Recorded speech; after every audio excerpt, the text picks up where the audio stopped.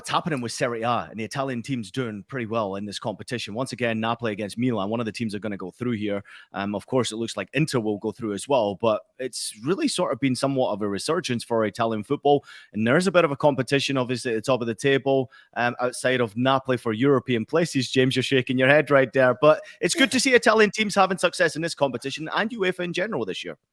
Yeah, I mean, it's good for Italian teams and it's good for European football because, anything that sort of eases the stranglehold of the Premier League is welcome. But like, let's not get carried away at all here. Inter Milan have had two pretty favourable draws. Certainly Benfica maybe haven't lived up to the level we thought they would based on their group stage performances. AC Milan had the dream draw in the round of 16, getting a Tottenham side in disarray. Napoli are a great team. They've shown that in Serie A and they've shown that in Europe, showed that in the group stages. But that's all this really is, at least on the Champions League level. It's favourable draws and it's too easy to draw conclusions from those draws, so to speak. So look, next season, the Premier League will have some half decent representatives. And I don't think we'll be talking about a renaissance in Italian football. So you're still believing Villa are going to get into the Champions League? Is that what you're saying, Ben? If Villa get into the Champions League, which won't happen unless there are bizarre points deductions, if Villa get into the Champions League, they won't get to the Europa League. Cut that, James.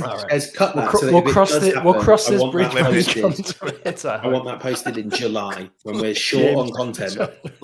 If Villa get in the Europa League group stages, they'll be playing in the Conference League.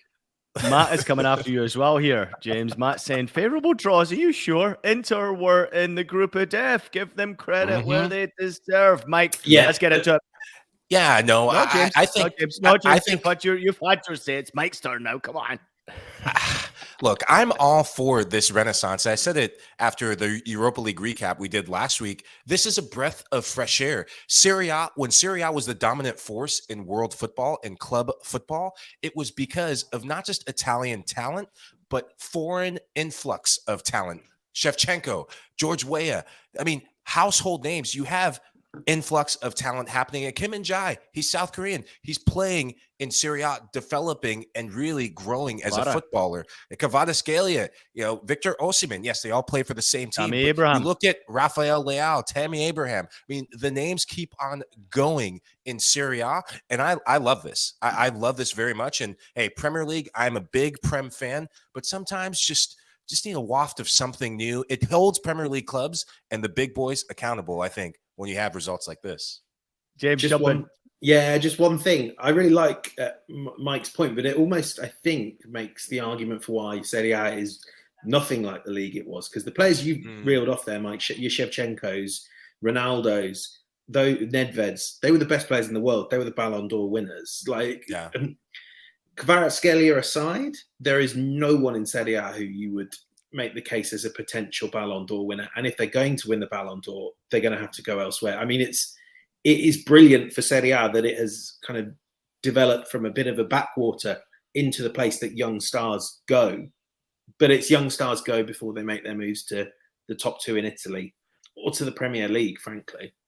Similar, they've taken that model from the Bundesliga, James, because Bundesliga has actually fed into the fact that they are the league to create the stars, and then the stars disappear and go play in the Premier League or move to Barcelona and Real Madrid or PSG. James has got a smile on his face. All right, we got to get back to this game.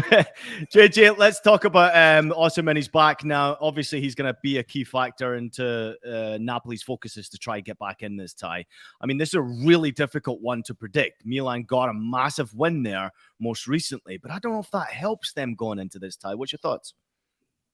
I think the thing that helps Milan coming into this tie the most are the players that won't be there for Napoli. I think Anguissa is majorly underrated as part of that midfield. And I think, not having Kim in the back line as well, you take that out, that's two massive cogs in this, team that Luciano Spalletti has created and had so well oiled up until now. But I take it back to the point that I was making last week, having, covered the game for the live blog. The thing that I'd be worried about the most for Napoli was sort of the mental frailty that you could see. And it's almost like the weight of expectation is a little bit too much, because I think Napoli coming into the tie have been judged sort of on how far ahead of Milan they are in the table. Yet, Milan have showed that they have this appetite in recent weeks to try and knock Napoli off of the perch. And they're not going to be able to do that in Serie A this season, but they will absolutely be able to do that in the Champions League and knock out those hopes and set up a Milan derby in the semi-finals. And I think that's exactly what is driving this Milan side at this moment in time. There's big pressure on Napoli to live up to those expectations. The months that we've spent talking about them being the form team, not just of Serie A, but in Europe as well. And I think that's suddenly starting to tell, because despite the fact that they have been brilliant on the pitch and they really, truly have at times been scintillating, it feels like they're one or two players away from not quite having the strength in depth in order to compete on all of those fronts. And now, unfortunately, having missed Osimhen in the first leg, they'll have him back for the second, but they're missing two key players. And I think that's going to be very difficult to compensate for. I have personally picked a draw in this one, which obviously would see Milan go through. I do think it'll be really, really tight. But for me, I just feel like the opportunity is now too good for Milan. And looking at the way that they split Napoli open on the counter-attack in that first leg, it's exactly what you need to do to them again in the away leg. Yeah, I almost called you James. Jeez, now I've got to look at my cup of coffee to see what. Just call him Jimmy. Yeah, no, Jimmy great points. Great points, JJ. I want to answer Deontay's question.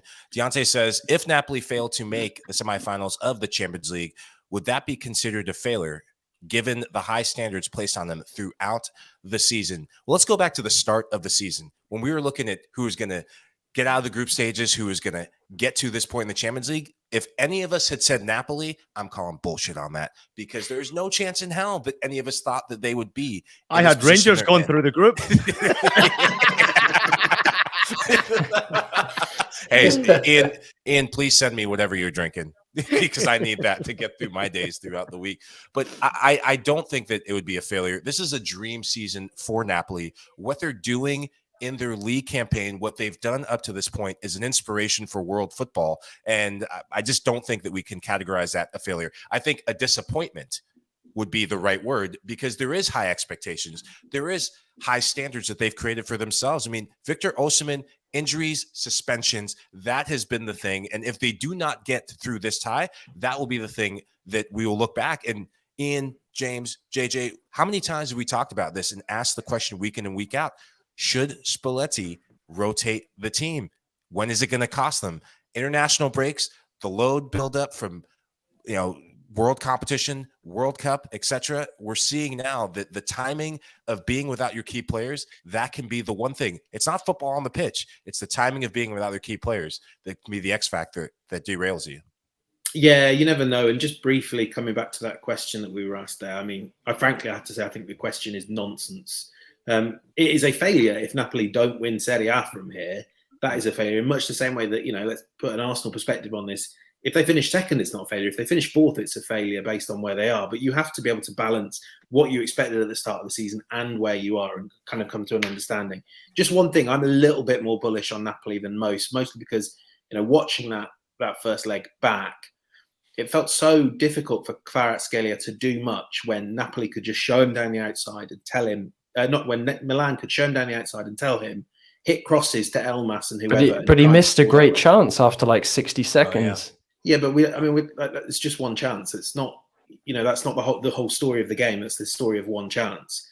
Over the course of the game, what Milan did really well was block up that inside channel, kind of refusing to allow him to shoot, refusing to allow him to run into the box, and say, go down the byline, see what you can do. Now, going down the byline is a lot more dangerous. Putting crosses in is a lot more dangerous if Osimhen is, the dominant presence that he was before this injury. If that works, then Kvaratskhelia can beat you both ways, and we'll see the version of him that we've all been trawling over all season. So if Osimhen is there, really, I think Napoli win this and go through.